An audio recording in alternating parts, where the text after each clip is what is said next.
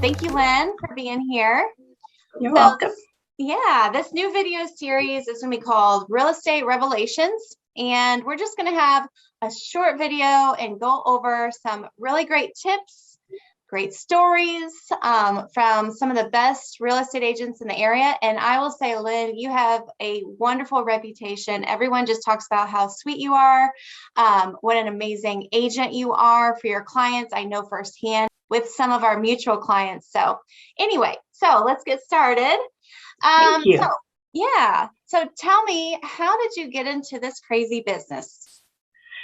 So I actually got into the business originally in 1996. My daughter was 6 years old, and I had previously been in the field of telecommunications, and I really loved the prospect of real estate and thought it was a great opportunity at that point in time to be able to spend a little bit more time with my daughter and be able to do real estate as well. So when I did that back in 1996, it was before the internet. It was before, people could see a lot of photos online and be able to kind of weed out houses prior to going to see them. So what I found, I was spending a lot of time, showing houses and doing a lot of things that I really enjoyed with real estate. But one of my previous employers, which was the Hoosier Lottery, asked me to come back for a major project that I worked on with them for 2 years. So I kind of dwindled out of real estate a little bit and got back into telecommunications for about 14, 15 years. So then in 2013, 2014, I was talking to my mother, who was actually very ill at the time, and she's like, life is too short. If you like real estate, get back into real estate. So that's what I did in 2013. So for the last 10 years, I've been doing it full time and really have enjoyed getting back into it. Wonderful. Yeah. So you came back and you never looked back. Never looked back. Yeah. It's funny how so many of our stories start in different areas and we all end up in real estate. It's wild to watch. So yeah. Okay, so tell me next, question 2. Tell me, what's your favorite real estate story from one of your experiences? So a funny story. I tend to fall periodically at showings, and it's a little bit embarrassing, but what I do is I don't always look where I'm going, and I walk and don't see where a floor has a step or something like that. But my favorite falling story is right after a closing. It was in an old office that I was in previously, and we had a very narrow staircase going down from the upstairs conference room down to the offices. And we had a successful closing, and the closing actually was my daughter buying her home.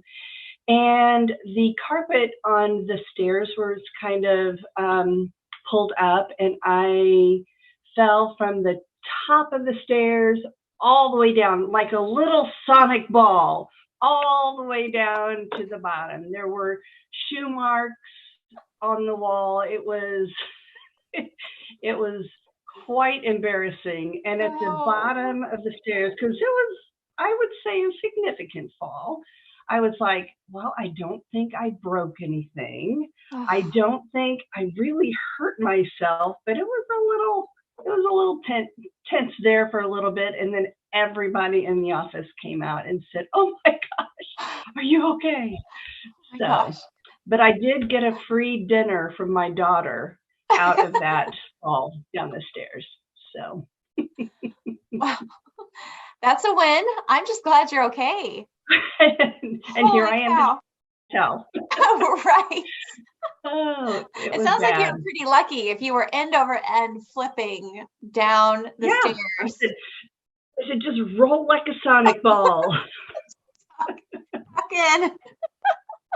Well, That's great advice. Maybe that could be the answer to the next question. So my last question was, what piece of advice would you like to give to buyers or sellers in today's market? So hopefully it's not just tucking and rolling. So what else? Tucking and rolling is probably one of the top, but in today's market, right now we have interest rates that are a little bit higher than what most people in the buying stage of their life is in. But my biggest advice is for buyers is don't wait. Right now is a very good time to buy. Even though the interest rates are up a little bit, you'll probably end up saving money in the long run, because what will happen when the interest rates start dipping down a little bit, all of the pent-up demand of people that have been waiting for the interest rates to go down will be back out in the market, and we'll see another, I would say, a frenzy that we've had the past 2 to 3 years of pent-up demand, where people are going to be offering over asking price. They may have to bring additional funds to closing, and they may not get the house that they would really like to be in. So don't hold up your life for the interest rates to make a change. There are statistics that show, several thousands of dollars being saved by going ahead and moving now, and then you can always refinance down the road. Right, right. And I mean, I think that's a good point to make, because it was very real for our buyers back then. Mm-hmm.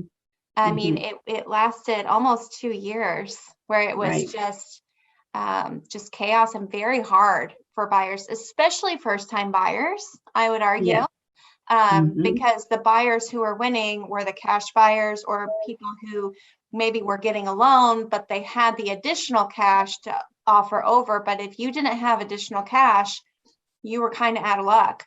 So, right, exactly. And sellers now, since the market is a little bit, less competitive, they're willing to do some of the things that they weren't willing to do when they have 15, people looking at their house and making offers at that point in time. I think you're safer getting an inspection than not getting an inspection. And many people at this past 2 years were waiving inspections and then finding significant issues once they got into the house and found some things that an inspector could find prior to buying. Right. And that's just more money out of pocket, right? Exactly. They paid over, they paid extra cash, they did all of these things. And then afterwards they have, $10,000, $20,000 potentially in issues that they didn't know about. So that's a good point. Yeah. So, yep. Well, thank you for joining us. I really appreciate it. I appreciate your time. I'm excited to share this with people. So thank you so much.